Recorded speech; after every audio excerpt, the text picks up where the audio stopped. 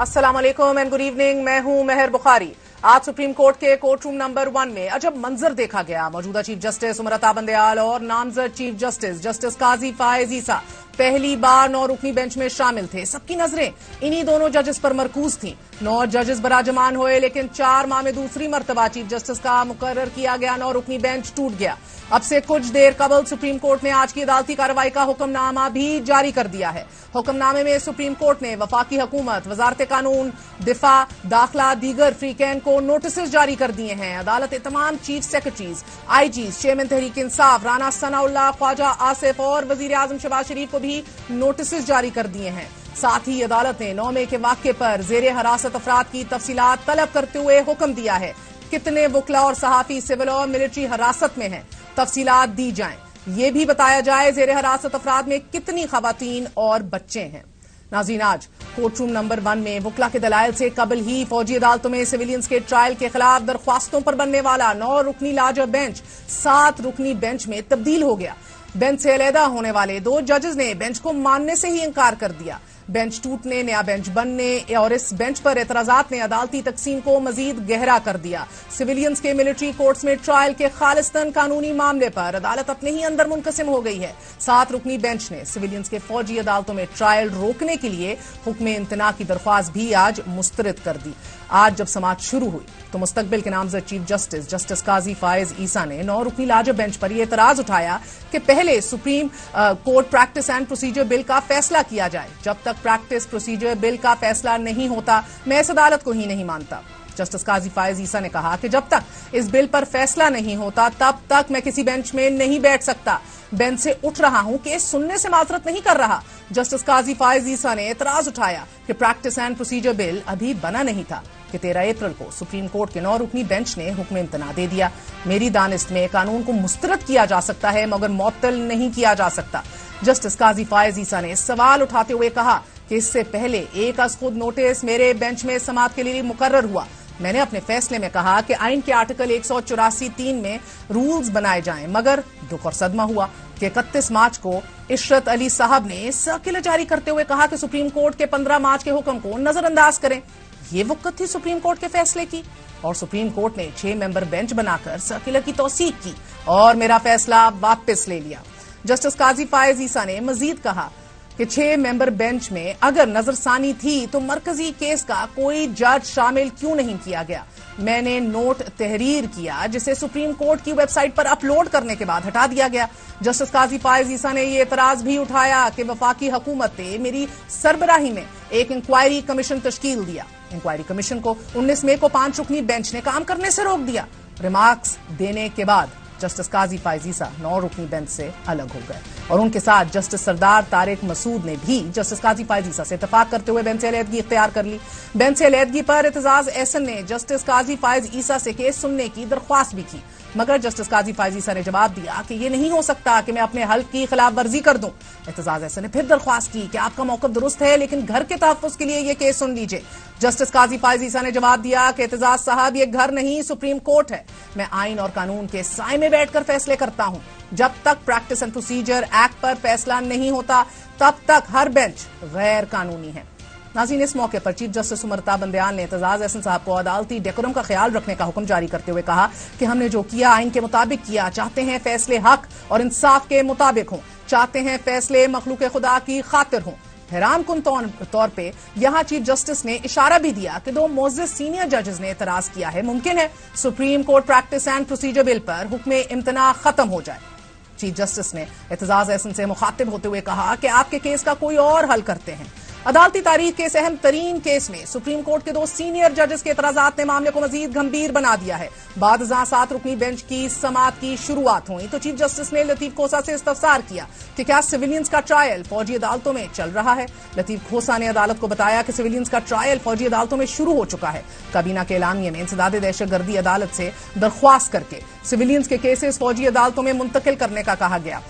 इस पर जस्टिस मज़ाहिर नकवी ने इस्तफसार किया कि जो मुकदमात बनाए गए हैं उन्हें सुनने का इख्तियार तो इंसदाद दहशतगर्दी अदालत को पहले ही हासिल है। जस्टिस मंसूर अली शाह ने इस मौके पर सवाल उठाया कि कितने लोगों के खिलाफ मुकदमात दर्ज किए गए और कितने गिरफ्तार हुए। लतीफ खोसा ने अदालत को बताया कि 10 मई को मुल्क भर से 4000 अफराद को गिरफ्तार किया गया और किसी फर्द के खिलाफ आर्मी एक्ट के तहत मुकदमा दर्ज नहीं। जस्टिस मंसूर अली शाह ने नुक्ता उठाया कि जो मुतासरा हैं, क्या उनमें से किसी ने सुप्रीम कोर्ट से बराह रास्त रुजू किया? लतीफ खोसा ने जवाब दिया कि मेरे पास इस किस्म की मालूमात नहीं, मगर सलमान अकरम राजा ने अदालत को बताया कि फिलहाल किसी मुतासरा शख्स ने सुप्रीम कोर्ट से रुजू नहीं किया। अदालत ने फिर सवाल उठाया कि जिस कानून के तहत फौजी अदालतों में ट्रायल होना है, क्या इस कानून को किसी ने चैलेंज किया? जस्टिस आयशा मलिक ने इस्तफसार किया कि क्या फौजी अदालतों से मुतल्लिक कानून चैलेंज हो सकता है। जस्टिस आयशा मलिक ने वकीला को हदायत देते हुए कहा कि आप हमें आर्मी एक्ट और मिलिट्री कोड्स के रूल्स बताएं, हमारे पास इससे मुतल्लिक कोई किताब नहीं। तवील तरीन इस समात में नाजरीन जस्टिस मंसूर ने यह सवाल भी उठाया कि अदालत ने किसी बुनियाद पर तो मुकदमात फौजी अदालतों में मुंतकिद करने की इजाजत दी होगी, मगर जस्टिस आयशा ने सवाल किया कि जब आर्मी एक्ट सिविलियंस पर काबिले अमल ही नहीं तो एटीसी के मुकदमात फौजी अदालत कैसे मुंतकिल करने दिए गए? जस्टिस मंसूर अली शाह ने फिर सवाल उठाया कि क्या इंसदाद दहशतगर्दी अदालत में बहस हुई कि क्यों फौजी अदालतों में मुकदमात मुंतकिल किए जाएं? क्या हुकूमत का प्रोसिक्यूशन डिपार्टमेंट इसको चैलेंज नहीं करेगा? नाज़रीन, इस मौके पर जस्टिस आयशा मलिक ने यह नुक्ता भी उठाया कि हमें दिखा दीजिए कि आर्मी एक्ट में कहां है कि किन हालात में सिविलियंस का ट्रायल हो सकता है और आर्मी एक्ट में कहां लिखा है कि सजा कितनी होगी। इस पर लतीफ खोसा ने जवाब दिया कि आर्मी एक्ट में कहीं सिविलियंस के ट्रायल का जिक्र नहीं। अदालत की जानिब से इस अहम तरीन मुकदमे में उठाए गए इन अहम तरीन सवालात के बाद चीफ जस्टिस ने कहा कि चाहे सिविल कोर्ट हो या फौजी अदालत, मुलजिम को वकील के जरिए दिफा का मौका मिलना चाहिए। केस को जल्द निपटाना चाहते हैं, कोई हुक्म इम्तना जारी नहीं कर रहे। अटॉर्नी जनरल बताएं कि कितने अफराद को अब तक गिरफ्तार किया गया और उन्हें कहां रखा गया, खवातीन को कहां रखा गया। पूरा मुआशरा ट्रॉमा का शिकार है। ये अवाम की आजादी का मामला है। इस अहम तरीन मुकदमे में अदालत के सामने सबसे बड़ा सवाल भी बुनियादी इंसानी हकूक का है। अदालत के अंदर से एतराजात तो अदालत के बाहर नाजरीन जमहूरी ऐवान में खड़े होकर वजीर दिफा ने मिलिट्री कोर्ट्स का दिफा किया। ये को पहली दफा नहीं है कि मिलिट्री कोर्ट्स में जो है ट्रायल हो रहा है और सिविलियंस का ट्रायल हो रहा है। पिछली हुकूमत में कई दर्जन लोगों का ट्रायल हुआ, तकरीबन 24-25 लोग जो है उनको कन्विक्ट भी किया गया। जिन लोगों ने ये मसला उठाया है उनके सियासी मोटिव्स हैं, उनके मकासद जो है सियासी हैं। जिन लोगों का ट्रायल हो रहा है, हमारी तारीख के अंदर इस किस्म के जराइम पहले किसी से सरजद नहीं हुए। अल्टीमेटली कुछ लोग जो है उनका मिलिट्री ट्रायल होगा। ख्वाजा आसिफ ने आज एक बार फिर पार्लियामान के फैसलों में मुदाखलत पर अदलिया पर शदीद तंकीद करते हुए चीफ जस्टिस को पैगाम दिया कि कुछ ऐसा कर जाइए कि लोग आपको अच्छे अल्फाज में याद करें। अदलिया ने ऑलरेडी हमारी टेरिटरी पे इंक्रोच किया हुआ है। We must reclaim that. और ये मैसेज जाना चाहिए इस हाउस से कि we will not let anybody trespass our territory. अगर हम नहीं प्रोटेक्ट करेंगे तो जितनी इंक्रोच होती रहेगी वो कभी वापस नहीं मिलेगी। अदलिया से भी हाथ बांध के भी कुछ तो लिहाज करें, कोई लेगेसी छोड़ जाए, कोई विरसा छोड़ जाए। जा रहे हैं आप, ये ना हो कि आपके साए पारी ना बन जाए, तारीख जो है आपको डिलीट कर दे। एक छोटा सा वक्फा लेंगे। वक्फे के बाद वजीर आजम के मुआवने खसूसी इरफान कादिर से हुकूमत का वर्जन लेंगे और पिटिशनर बैरिस्टर एतजाज एहसन से बात करेंगे। Stay with us. हमारे साथ बात करने के लिए मौजूद हैं वजीर आजम के मुआवने खसूसी इरफान कादिर साहब और साथ देंगे फिर बैरिस्टर और पिटिशनर इस केस में एतजाज एहसन साहब। इरफान कादिर साहब, बहुत बहुत शुक्रिया साथ देने का। फरमाए दीजिएगा कि सर कहा गया कि इस बेंच को बेंच नहीं मानते और अपने आप को रिक्यूज कर लिया गया। गो के प्रोगेटिव होता है किसी भी मोहतरम जज का कि वो अपने आप को किसी भी बेंच से रिक्यूज करे, लेकिन ऐसी सूरत हाल में ये 9 रुकनी बेंच 7 रुकनी बेंच में तब्दील हो गया। तो जब बेंच को बेंच ही नहीं मानते तो 7 रुकनी बेंच का स्टेटस क्या है?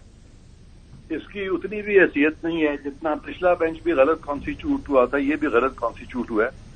क्योंकि जो मैंने जो फॉलो किया है उसमें जस्टिस ईसा जो है उन्होंने खुद तो रिक्यूज नहीं किया, उन्होंने बल्कि ये स्टेटमेंट दिया कि ये जो बेंच की कॉन्स्टिट्यूशन है, ये जो chief justice in isolation bench बना रहे हैं, एक लॉ को मुअत्तल करके, और वो मुअत्तली भी उन्होंने उस वक्त की जब वो लॉ बना नहीं हुआ था। तो दिस एंटायर एक्सरसाइज, ये तमाम की तमाम ये जो एक्सरसाइज है ये सारी इलीगल है। बेंचेस का बनाना और फिर रिपीटेडली बनाना, और खासतौर पर सुप्रीम कोर्ट के फैसले आ चुके हैं इस पे कि ये वन मैन शो है। सुप्रीम कोर्ट ये भी कह चुकी है कि बेंचेस जो है कंसेंसस पे बनाए जाएं, और अब मुकन्ना ने भी कानून बना दिया है कि बेंचेस जो है अकेले चीफ जस्टिस नहीं बना सकते। और फिर ऑडियो लीक्स भी आ गई हैं जिससे पता चलता है कि ये बेंचेस के जो बनाए गए हैं ये एक अंडर सम इन्फ्लुएंस बनाए गए हैं। ये सारी चीजें जब मंजर आम पे आ गई हैं और वो बेंच बनाए चले जा रहे हैं, मैं समझता हूं कि ये सब चीज जो है ये खिलाफ कानून है। और जस्टिस फायज ईसा ने जो आज बातें की हैं वो बिल्कुल दुरुस्त हैं, और उन्होंने तो आज कहा, मैंने कल कुछ एक प्रोग्राम में एग्जैक्टली यही बातें मैंने भी की। इरफान कादिर साहब, आपकी बातों से क्या मैं ये अखज़ करूं कि फिर आपकी हुकूमत चैलेंज करेगी इस बेंच को, और इसमें बैठे 7 रुकनी जजेस को पहले भी ये मश्क हो चुकी है? ये बेंच अब इस पे जो कैश 22 सिचुएशन नहीं, कैश 22 तो मैं नहीं कहूंगा, हुकूमत के लिए तो कैश 22 नहीं है। हुकूमत के लिए तो बड़ी सीधी सी बात है कि ये बेंच जो है, जो चीफ जस्टिस डेजिग्नेट ने कहा है, ये सारा अनकॉन्स्टिट्यूशनल है, इलीगल है और ये लॉ के भी खिलाफ है। तो ये तो बहुत से फैसले हैं अदलिया के कि ये जो वॉइड ऑर्डर्स होते हैं, they even need not be challenged. Void orders need not be challenged, क्या कह रहे हैं sir? Will you brush the judgement aside? जो भी फैसला आएगा आप उसको नजरअंदाज कर देंगे, उसमें अमल दरामद नहीं करेंगे? क्या कह रहे हैं आप? देखें, इसमें छोटा सा एक सवाल है, बहुत मुख्तसर। चंद लोग पकड़े गए हैं जिन्होंने के फौज की तनसीबात पे धावा बोला, फौज की बिल्डिंग्स में घुस गए, फौज के खिलाफ वहां पे सख्त जुबान इस्तेमाल की, इमलाक को आग लगाई। आया ये लोग आर्मी एक्ट के ताबे हैं कि नहीं, ये एक छोटा सा क्वेश्चन है। इसका जवाब आर्मी एक्ट में दिया हुआ है। आर्मी एक्ट जो है पिछले 70 साल 75 साल 70 ईयर्स हो गए हैं इसको ऑलमोस्ट, और ये 71 ईयर्स से ये राइजुल वक्त कानून है। तो इसमें क्या ये बेंच उन्होंने फॉर्म कर दिया है और ये क्या एक्सरसाइज करने जा रहे हैं, और ये इतनी अफलातूनियत की जो बातें हो रही हैं यहाँ पे, लंबी लंबी पिटीशनें आ रही हैं। अगर इसमें कोई दम होता तो हार्डली 2-3 सफ़ों की पिटीशन में वो लिख सकते थे। अगर आप इनडायरेक्टली किसी चीज को गलत प्रूव करना चाहें तो आप लिखते जाएं। सुप्रीम कोर्ट के अपने बहुत से फैसले हैं, 600 सफ़ा 700 सफ़ा। ये जो पनामा का फैसला हुआ था, इसमें आप देखें तकरीबन को 700, 800, 900 सफ़ा लिख दिया गया था। तो ये सारा मैं समझता हूं कि एक्सरसाइज जो है ये सारी बेमानी है। इरफान कादिर साहब, बड़ी यूनिक पोजीशन में इस हुकूमत का हिस्सा है, मुआविन खसूसी हैं वजीर आजम के लीगल मैटर्स और इस्लाहात के ऊपर। मुझे सीधी तरह, I am asking you very simple question, अगर फर्ज करें कि अब हक में मिलिट्री कोर्ट्स के खिलाफ फैसला आ गया, तो क्या कह रहे हैं आप कि नहीं मानेंगे?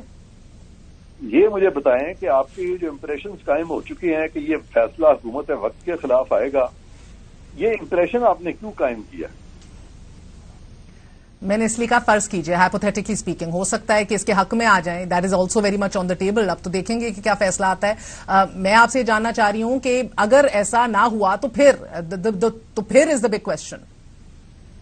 आप बिल्कुल सही कह रही हैं। आप अगर देखें एक पैटर्न, ये जो बेंचेस बनाए जा रहे हैं, ये कौन सा फैसला है जो हुकूमत की फेवर में आ रहा है? सब हुकूमत के खिलाफ ही आ रहे हैं। इसलिए आपने सही कहा है कि ये भी अपेरेंटली तो लग रहा है हुकूमत के खिलाफ आएगा, और अगर आएगा तो हुकूमत के पास क्या ऑप्शन है? नहीं कहा, मैंने सवाल पूछा। हुकूमत के पास एक ऑप्शन तो ये है कि कोर्ट की जो गलत, ये तो अव्वल तो सुप्रीम कोर्ट का फैसला ही नहीं होगा ये, लेकिन अगर थोड़ी देर के लिए हम प्रिज्यूम करते हैं कि चलो जी सुप्रीम कोर्ट का फैसला है, तो एक अगर जज मेड लॉ आ गया है तो उसको लेजिस्लेटिव जजमेंट के साथ उसको खत्म किया जा सकता है। क्योंकि जहां मुकाबला हो जाए लेजिस्लेटिव जजमेंट में और जजेस की जजमेंट में, तो फिर इसको कहते हैं कि मुकाबला हो गया है जूरिस्प्रूडेंस का लेजिस्प्रूडेंस से, और लेजिस्प्रूडेंस और जूरिस्प्रूडेंस का जब मुकाबला होता है तो देखा जाता है प्रूडेंस किधर है। तो जिधर प्रूडेंस होगी that will prevail. Sir, prudence जिधर भी हो, इतनी तो समझ आ रही है कि बहरहाल अब आप एक पूरे इदारे से इंकारी दिखाई दे रहे हैं। मुझे अब ये बताइए कि क्या आपको जल्दी दिख रही है कि is the court in some kind of rush? आप जल्दी देख रहे हैं? हाँ, लग रहा है कि बहुत जल्दी में है, वो बहुत जल्दी में है वो लग रहा है। और उन्होंने पीछे भी ऐसे किया है 2-3 केसों में, और बड़ी तेजी से गलत फैसले कर दिए हैं। और उनके अपने जजेस ने कहा है कि उन्होंने लेजिस्लेशन कर दी है, उन्होंने रीराइट किया है कॉन्स्टिट्यूशन को बड़े सेंस। मसलन इलेक्शन का जो मैटर था, उन्होंने डेट दे दी इलेक्शन में, फलानी डेट को 14 मई को कराएंगे। मैंने कह दिया था it will never be implemented, क्योंकि ऐसा इसको तो लॉ एम्पावर ही नहीं करता कि वो डेट दें। फिर एक जगह कह दिया जी प्रेसिडेंट साहब डेट दें, फिर गवर्नर डेट दें, वो भी गलत इन्होंने कहा। फिर उन्होंने कहा मुनर्रिफ अराकीन जो है उनके वोट जो है वो काउंट नहीं होंगे, ये भी आइन में कहीं नहीं लिखा हुआ। उससे पहले इन्होंने लोगों को नाअहल कर दिया फॉर लाइफ, उस पर भी अब लॉ आ गया। अभी बहुत ज्यादा रिकॉर्ड भी तलब कर लिया है सुप्रीम कोर्ट ने, पूरी की पूरी हुकूमत से नोटिस जारी कर दिए हैं। अब कितने लोग गिरफ्तार हैं, अब कौन कौन सी अदालतों में हैं, किधर किधर केसेस लगे हैं, इसमें खवातीन कितनी हैं, बच्चे कितने हैं, तो हुकूमत जो है नोटिस का जवाब देगी, ये रिकॉर्ड फराहम करेगी। इस वक्त इस मैटर को चूंकि अटॉर्नी जनरल हैंडल कर रहे हैं, तो मैं कोई ऐसी बात नहीं करूंगा जिससे कि उनकी जो भी डिसीजन मेकिंग है उसमें मैं हायल हूं। तो इस पे मैं फिलहाल खामोशी इख्तियार करूंगा, लेकिन अगर मेरा कोई रोल हुआ तो ऑब्वियसली मैं समझता हूं कि इस पे फिर सोचेंगे कि आया इस तरह की चीज उनको कोई देने की जरूरत है, इसकी कोई रेलेवेंस भी है कि नहीं केस से, क्योंकि ऐसा ऑर्डर जो कि लीगली रेलेवेंट हो, जिसका जो इशू सुप्रीम कोर्ट में जो इशू डिसाइड होना है या जिस इशू की वजह से ये प्रोसीडिंग्स चल रही हैं, अगर उस इशू से हटके ये तमाम चीजें हुई तो ऑब्वियसली इस पे सोचा जा सकता है कि क्यों ना उनको बता दिया जाए कि जी ये जो आप रिकॉर्ड मांग रहे हैं ये एक ऐसी चीज है जो कि लीगली रेलेवेंट नहीं है इन हालात में। सर ये तो बहरहाल फिर मजीद हालात गंभीर हो जाएंगे। अब अदालत को बताया जाएगा कि ये लीगली रेलेवेंट है कि नहीं है जो आप मांग रहे हैं। मगर मुझे ये बताइए सर, आज मैं दलाइल देख रही थी पिटिशनर के वकील के लतीफ खोसा साहब के दलाइल थे कि 15 मई की कोर कमांडर्स कॉन्फ्रेंस में भी और उसके बाद 7 जून के फॉर्मेशन कमांडर्स मीटिंग के बाद भी ये कहा गया नाकाबिले तरदीद शवाहिद मौजूद हैं जो झुटलाए नहीं जा सकते। तो उन्होंने सवाल उठाया कि कौन सा कर्नल है जो इसके खिलाफ जा सकता है, इंसाफ मुतासिर होगा। दूसरा उन्होंने जो दलील दी वो उन्होंने कहा कि आपके मुरवजा जो मिनिमम रिक्वायरमेंट है आपकी फौजदारी ज़ाब्ता फौजदारी के कवानीन की, वो फैसलों की दलील देनी पड़ती है जो भी फैसला दिया जाए, लेकिन आपके आर्मी एक्ट के तहत तो सिर्फ गिल्टी और नॉट गिल्टी कह दिया जाएगा, which is also scrapping the basic right मुल्जिम का। क्या कहेंगे आप? और कमांडर्स की मीटिंग में जब कहा जाता है नाकाबिले तरदीद, तो उसका मतलब होता है कि द केस इज ट्रायल वर्दी। उसका ये हरगिज मतलब नहीं होता कि अब चूंकि उन्होंने नाकाबिले तरदीद कह दिया है तो अब ट्रायल भी नहीं होगा, किसी की बात भी नहीं सुनी जाएगी और कोई इनोसेंट है तो उसको भी ही विल बी रोप्ड इन। हरगिज ऐसा मतलब नहीं होता। हमने बहुत इंक्वायरीज इन्वेस्टिगेशन खुद मेरे हाथ से गुजरी हैं। जब मैं प्रोसिक्यूटर जनरल था आज से 20 साल पहले, तो हम अपेरेंटली जब देखते थे कि केस ट्रायल वर्दी है तो हम ये असेसमेंट किया करते थे कि ये केस जो है ये इसमें कन्विक्शन होगी, लेकिन जब मामला जाता था अकाउंटेबिलिटी कोर्ट में तो सूरत हाल मुख्तलिफ होती है। बहुत बहुत शुक्रिया, आपने गुफ्तगू सुनी। हमारे साथ इरफान कादर साहब मौजूद थे, साबिक अटॉर्नी जनरल रह चुके हैं और मामले खसूसी हैं वजीर आजम के। कह रहे थे कि देखना पड़ेगा कि अदालत को ये रिकॉर्ड फराहम किया जाना चाहिए है कि नहीं चाहिए, और अगर उनसे राय ली गई तो वो कहेंगे कि नहीं देना चाहिए। साथ इस बेंच को भी रद्द कर रहे थे। हमारे साथ पिटिशनर और बैरिस्टर एतजाज एहसन साहब मौजूद हैं। एतजाज साहब बहुत बहुत शुक्रिया साथ देने का। पहले पहल तो फरमाई दीजिएगा कि सर 5 रुकनी बेंच में चीफ जस्टिस खुद मौजूद थे, जस्टिस एजाजुल एहसन भी मौजूद थे, जिन्होंने ये फैसला दिया था कि कोई भी बिलवास्ता या बिला वास्ता केस हो अगर तहरीक इंसाफ के चेयरमैन का, तो वो जस्टिस काजी फायज ईसा नहीं सुनेंगे, उस बेंच का हिस्सा नहीं होंगे। क्या ये भूल गए चीफ जस्टिस साहब जब ये बेंच फॉर्म कर रहे थे और जस्टिस काजी फायज ईसा साहब को भी इसका हिस्सा बना लिया? ऐसे जस्टिस फायज ईसा आज जो बेंच छोड़ के गए हैं वो ना तो इस वजह से कि उनको किसी ने पॉइंट आउट किया या उन्होंने खुद याद था वो ऑर्डर सुप्रीम कोर्ट का, ना ही उस पर इंतजार करते हुए उठ के गए हैं, ना ही ये हमारी जानिब से ये इतराज लिया गया पिटिशनर की जानिब से, किसी भी पिटिशनर की जानिब से कि वो वहां ना तशरीफ रखे, ना ही रिस्पॉन्डेंट ने इतराज किया कि आप तशरीफ ना रखें। इनफैक्ट मेरे ख्याल में कम अज कम मेरे ज़हन से तो ये फैसला आपने दुरुस्त फरमाया कि फैसला था, पर मेरे ज़हन से तो ये ओझल हो चुका था ये फैसला। मुझे याद नहीं था खुद भी इस फैसले का कि एक बेंच ने ये फैसला किया था कि काजी साहब ना सुने किसी ऐसे केस को जिसमें कासिम के अब्बा का केस हो। जो आप भी एक बड़ी यूनिक पोजीशन में है। अभी आप गुफ्तगू सुन रहे थे, मैंने इरफान कादर साहब से भी, उन्होंने बहुत चीजें ऑन रिकॉर्ड रखी, मगर you are also politician, you are also constitutional expert, मामलात को आप समझते हैं। आपको लगता है कि एक बहुत बड़ा मौका गवा दिया जस्टिस काजी फायज ईसा साहब ने? देखो मैंने तो बड़ी मिन्नत की, मैंने तो काजी साहब की मिन्नत की और तारिक साहब की। मैंने ये यहाँ तक कह गया میں نے کہا کہ میں آپ سب سے اور جتنے وکلا یہاں بیٹھے ہیں شاید سب سے عمر رسیدہ ہوں اور آپ میں سے کوئی بھی نہیں جو میرے سے کم از کم 12 یا 13 سال چھوٹا نہ ہو. تو میں ایک بڑے بھائی کی طور پہ یہ منت آپ کی کرتا ہوں. یہ بہت اہم معاملہ ہے, فوجی عدالتوں کا معاملہ ہے, intrusion into civil society and civil rights ہے آن ٹو دیٹ, اور بڑا ڈسکریشنری اور آربیٹری فیصلہ ہوتا ہے ہر فوجی ریفرنس ٹو دا فوجی عدالت جو ریفری ریفر کر رہا ہوتا ہے, اور آپ کی ہمیں ضرورت ہے اس وقت. میں نے یہ بھی کہا, میں نے کہا آپ کی فرینکلی دل کھول کے میں نے بات کی, میں نے کہا آپ کے 2 دھڑے جو ہیں ان کا آپس میں ایک جھگڑا ہے اس میں گھر کے اندر. تو مجھے قاضی صاحب کہنا ہے کہ گھر نہ کہیں یہ سپریم کورٹ ہے. میں نے کہا سپریم کورٹ کہہ لیں یا گھر کہہ لیں, آپس کا ایک باہمی جھگڑا ہے جس میں میں خود 20-25 سال سے یہ لگا ہوں کہ 184(3) کی اپیل ہونی چاہیے, اور یہ بھی کہ اس کی جو ہے بینچ کانسٹیٹیوشن کی بھی جو ہے وہ رائٹ چیف جسٹس کی ریسٹرکٹ ہونی چاہیے, اور 20-25 سال سے لگے ہوئے ہیں. لیکن یہ اس کے لیے کانسٹیٹیوشنل امینڈمنٹ میں کہوں گی, پر اس وقت آپ کے ادارے پہ, آپ کے گھر پہ, آپ کے سپریم کورٹ پہ باہر سے حملہ ہو رہا ہے. تو اس وقت خدا کے واسطے آپ اس کو بھلائے, اپنے انٹرسٹی جو اختلافات ہیں اس میں ہم آپ کے ساتھ ہیں. اگر چیف جسٹس کو آپ نے ڈسکریشنری پاور سے محروم کرنا ہے, کسی کی بھی نہیں ہونی چاہیے. اور عمر عطا بندیال صاحب بیٹھے ہوئے تھے جب میں یہ کہہ رہا تھا, تو میں نے کہا کہ یہ آپ کے لیے ہمارے لیے بڑا آج ججز کا بینچ بیٹھ گیا, فل کورٹ ہے, بیکاز آل ججز who are available today in Islamabad, who are available today, are parts of this bench. Chief Justice could only have done that. Now you can walk away from this on your own motion, on your own will. But یہاں تو آ کے بیٹھ گئے, آپ بیٹھے رہے اور case کا کوئی فیصلہ کر دے, کچھ ریلیف اگر آپ مناسب سمجھتے تو ریلیف دے دیں, پر ہمیں سن تو لیں, آپ بیٹھ کے سنیں, ہمیں آپ کے کوئی اعتراض نہیں ہے.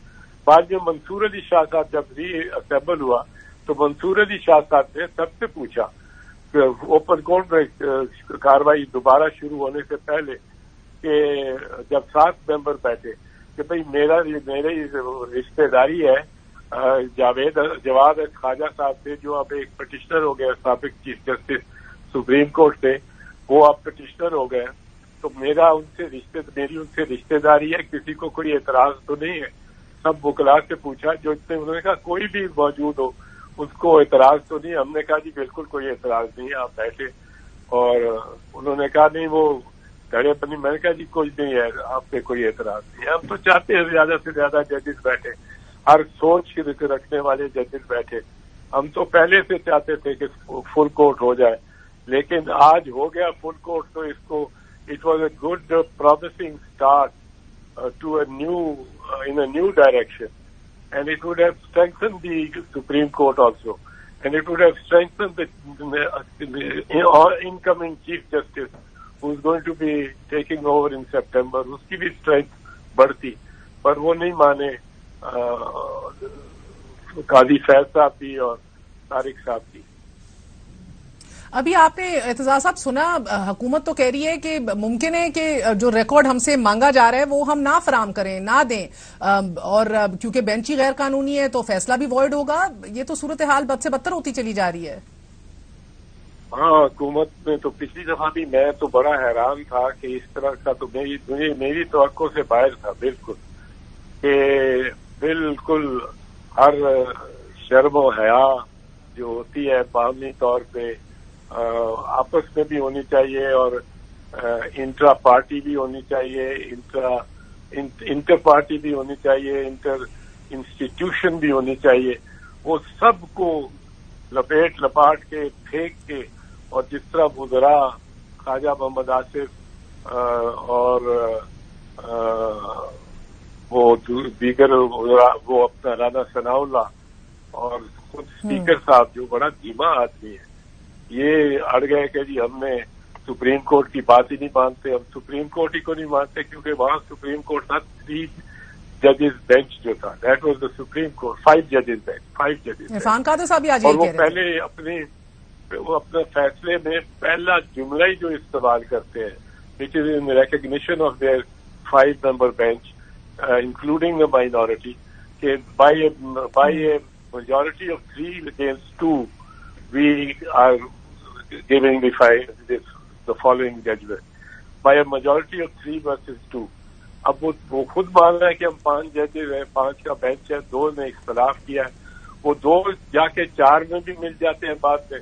वो 2 को जो पहले रिक्यूज कर गए, जिन्होंने सुना ही नहीं, तरमीनुल्लाह साहब और या अफरीदी साहब, उन्होंने सुना ही नहीं, उनके साथ ये 2 मिलके कहते हैं 4 का बेंच हो, 4 की अक्सरियत होगी, 4-3 यानी 7 का जज था और बेंच था, और 3 का बेंच ही नहीं था। हालांकि 2 लिख के आए थे कि ये बाय मेजॉरिटी ऑफ 3 to 2 यानी 5 जजेस का बेंच है, ये अक्सरियत 3 की है और हम 2 हैं।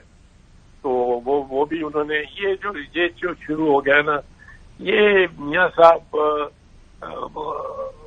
में आपको याद होगा उनके पहले या दूसरे टेन्योर में भी उन्होंने सजाद अली शाह साहब की जो की अदालत पे हमला हुआ था, बंद किया था और उन पे जो दबाव डाला था और फिर उनको आइसोलेट किया था, फिर मेजॉरिटी जजेस से उनको सुप्रीम कोर्ट से खारिज कर दिया था। वो he is a great political mind and strategist, I'm sure, who's been 3 times Prime Minister, 4th time also Prime Minister, because his brother was his proxy. अब जरा कुछ पर खिला रहे हैं वो शहबाज शरीफ साहब, but basically तो he came in as a proxy for his brother. आपने दबाव और प्रेशर का जिक्र किया कि ये पुरानी रीत है पीएमएलएन की, मगर अब एक गैर रवायती तौर पर 3 महीने पहले नामजद कर देना अगले चीफ जस्टिस को, it is very much writing on the wall, it was expected in terms of seniority, मगर इसमें भी कोई आप मेलाफाइडे देख रहे हैं? अनयूजुअल है, सर्टनली अनयूजुअल, और ये उनको जरा एश्योरेंस मिल जाएगी काजी साहब को इस वक्त, and he will be a little more of a phenomena, weightier phenomena compared to the Chief Justice Umar Ata Bandial. जरा उनकी अहमियत बढ़ जाएगी कि I am the already the chosen one, और मेरे खिलाफ कोई शरारत भी नहीं हो सकती। हालांकि हमारे यहाँ ये ट्रेडिशन, शरारत के इम्कानात थे। जवाद ख्वाजा साहब 23 दिन के लिए आए थे, बिकॉज पहले दिन वो जो उनसे पहले चीफ जस्टिस थे वो रिटायर हो रहे थे, उनकी उम्र सालगिरह 65 साल की थी, और 23 दिन बाद जवाद साहब की सालगिरह 65 साल से थी। तो वो कोई मतलब है पहले समरी मूव करने का भी कोई अंदाजा नहीं था,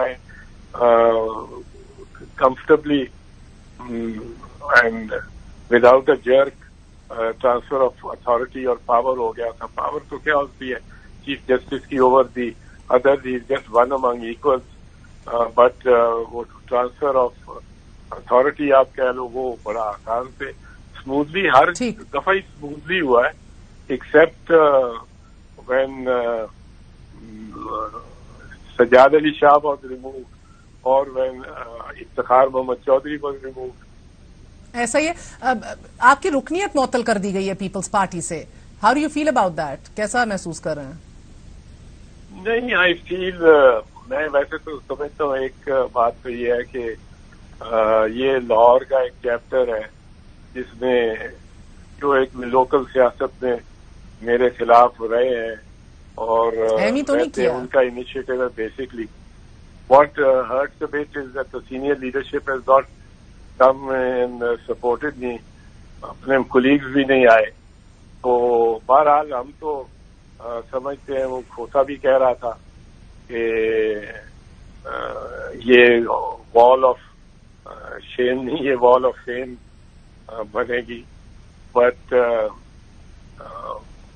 वो हम ही थे जिनके लिबास पर सरे राह स्याही लिखी गई, यही दाग थे जो सजा के हम सरे बज़्म यार चले गए। जब पीपल्स पार्टी रिजिस्ट भी कर रही थी लीड स्टेटमेंट इफ्तिखार मोहम्मद चौधरी साहब की, तो मैं आप एक मामले में चला हुआ था, मैंने बीवी को शहीद को भी when she came to give tickets or came to all to giving tickets. She didn't come to me to give tickets, but I was in detention. She called me कि मैंने कहा जी मैं नहीं. वो कहने लगी कि आपको तो बड़ी आसान है ये इलेक्शन, बिकॉज नवाज शरीफ ने मुझे पहले इंडिकेट कर दिया कि Aitzaz Ahsan will be our candidate. मैंने कहा बीवी मैं अब लॉयर्स के साथ इतना आगे चला गया हूँ, आप भी साथ रही हैं लॉयर्स के. You must remember 10th of November, you said you came to the battleground, which was the house of the Chief Justice, and you were prevented from going in. اور آپ نے یہاں کہا تھا کہ 10 نومبر کو میں بھی اس دن گرفتار تھا لاہور جسٹس کے گھر پہ اسلام آباد آ کے آپ نے کہا تھا کہ he is our chief justice. You turn to the media and said he is my chief justice and I will fly the flag on his house that has been remove by the Islamabad police. اور میں نے کہا کہ وہ 22 مارچ کو میں نے آپ کے نام پہ وہ جھنڈا لہرایا تھا، اور اسی طرح جو اس طرح آپ چاہتی تھی 22 مارچ 2009 کو.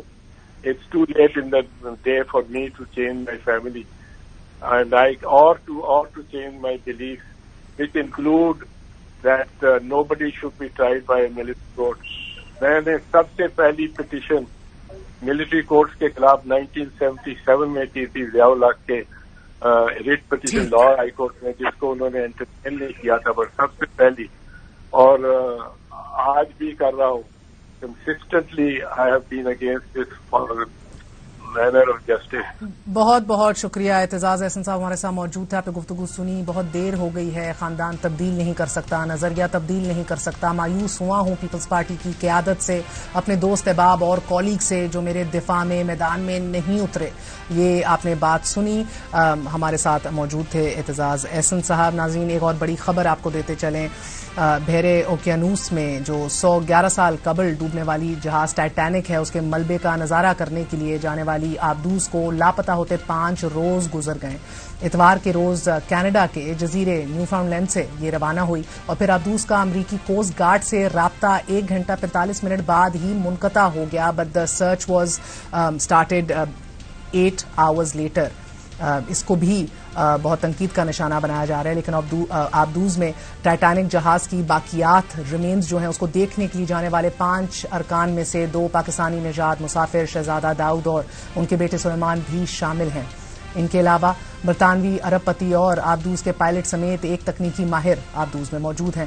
گزشتہ روز زیر آب تلاش کے آلات نے آویزاں کا پتہ لگایا اور کوشش کی کہ کسی نہ کسی طرح پہنچا جا سکے، آوازوں کے تھرو تلاش کیا جا سکے.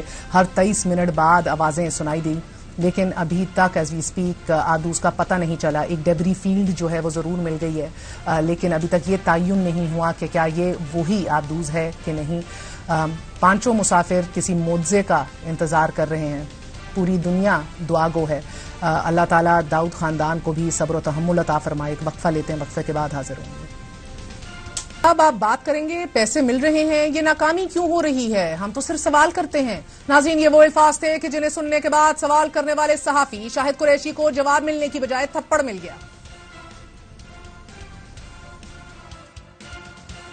ڈاکٹر صاحب آج بات کریں گے، بڑی بات کر کے آ رہے ہیں. نہیں IMF پیکج ہو رہا ہے ادھر، یہ جو گئے ہوئے ہیں ہمارے PM صاحب. سر یہ ناکامی کیوں ہو رہی ہے ڈاکٹر صاحب؟ تو تم جیسے لوگ ہیں سسٹم میں. سر ہم سسٹم میں تو نہیں ہیں سر، ہم تو صرف سوال کرتے ہیں نا سر. ہم تو صرف سوال کرتے ہیں نا سر. کیا چاہتے ہو یار؟ کیا چاہتے ہو؟ لڑتے کیوں ہیں سر؟ خدا کا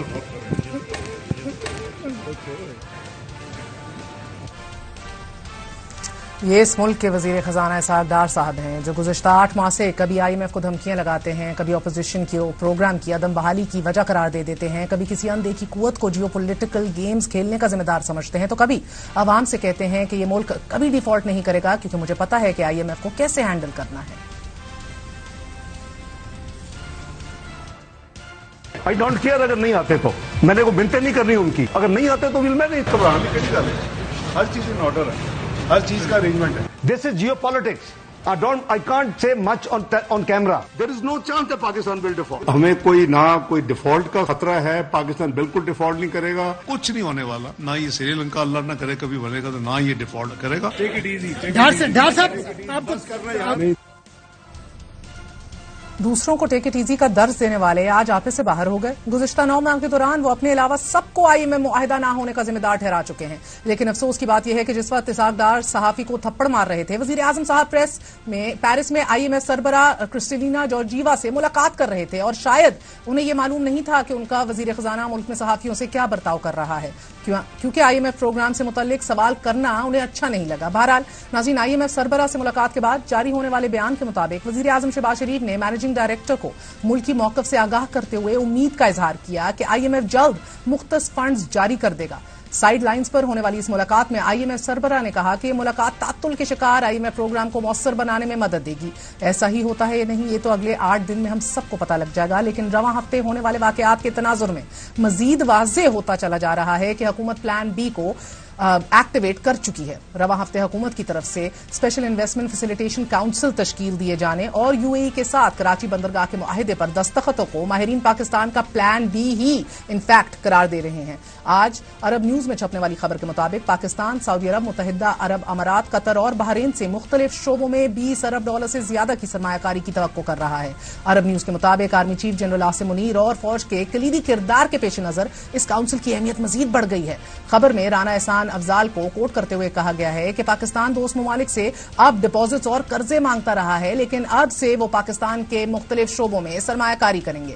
دیکھنا ہے کاؤنسل کتنی سرمایہ کاری لانے میں کامیاب ہوتی ہے، لیکن بظاہر ایسا لگ رہا ہے کہ پاکستان اپنی گلوبل ریچ میں اضافہ کرنے کی کوشش ضرور کر رہی ہے، جو کہ ایک اچھا قدم ہے. عرب ممالک کو قرض کی بجائے سرمایہ کاری کی طرف راغب کر رہی ہے. تو چین اور یورپ کو گوادر میں ایل این جی پلانٹس لگانے کی ترغیب بھی دی جا رہی ہے. ناظرین، آج ٹریبیون میں چھپنے والی خبر کے مطابق وزیر مملکت برائے پیٹرولیم مصدق ملک کا یہ کہنا ہے کہ پاکستان پوری دنیا بالخصوص یورپ اور چین کو گوادر میں ایل این جی پلانٹس لگانے کے لیے خوش آمدید کہتا ہے. پاکستان اپنی جغرافیکل لوکیشن کی وجہ سے سینٹرل ایشیائی ممالک کے ساتھ پارٹنرشپ کرنا چاہتا ہے. آئی ایم ایف کے ساتھ معاہدہ ان تمام کوششوں کے باوجود بہت اہم ہے. سرمایہ کاری کرنے میں ابھی وقت لگے گا، لیکن اس سے قبل پاکستان کو ڈیفالٹ سے بچانا ہے. ناظرین، ڈار صاحب، آئی ایم ایف پاکستان کے لیے بہت ضروری ہے. پیسے کب ملیں گے، ڈیل کب ہوگی، یہ تمام تر سوالات ہیں جو اگر ہم جان کی امان پائیں تو ہم بھی پوچھ رہے ہیں. مسلم لیگ نواز کے وزیر خزانہ ہیں آپ، جن کو وہ بڑے مان سے اپنا اکنامک وزٹ کہتے ہیں. ہمارے ساتھ شاہد قریشی موجود ہیں، صحافی جن کی آج ہاتھا پائی ہو گئی یا جن کو آج تشدد کا نشانہ بنایا ڈار صاحب نے. شاہد، بہت بہت شکریہ. آپ کے سوال نرم صحیح تھے، لہجہ بھی نرم ہی دکھ رہا تھا. ایسا کیا ہوا کہ آپ سے باہر ہو گئے ڈار صاحب؟ یہ دیکھیں کہ ڈار صاحب کے ساتھ یہ تیسری دفعہ ہو رہا ہے کہ وہ ایسے ان کا جو رویہ ہوتا ہے انتہائی شدید قسم کا ہوتا ہے. میں اکانومی جرنلسٹ ہوں اور میرا سوال ہمیشہ معیشت کے متعلق ہی ہوتا ہے کہ ڈار صاحب جب اتنے وعدے یا اتنی چیزیں جو فیکٹس میں بتاتے ہیں تو اس کو پھر ہم جب اس پہ جب کاؤنٹر کرتے ہیں تو ان کا جو ری ایکشن آتا ہے وہ انتہائی جو ہے وہ نامناسب ہوتا ہے. آج بھی جب وہ ایوان سے خطاب کر کے نکلے تو میں نے ان سے پوچھا، میں نے کہا سر میں آج آپ سے بات کرنی ہے، تو وہ کہہ رہے تھے کہ میں نے ایوان میں خطاب کیا ہے. تو میں نے پوچھا کہ سر میں نے آئی ایم ایف کے حوالے سے بات کرنی ہے کیونکہ وزیر اعظم صاحب بھی پیرس میں ہیں اور وہاں پر بھی آئی ایم ایف کے حوالے سے بات چیت ہونی ہے. تو اس حوالے سے تو میں نے پوچھا سر کیوں نہیں معاہدہ ہو رہا؟ تو انہوں نے کہا جی آپ تو کیا ہوا، جلدی بتائیے، وقت ختم ہو رہا ہے، کیا ہوا پھر؟ انہوں نے کہا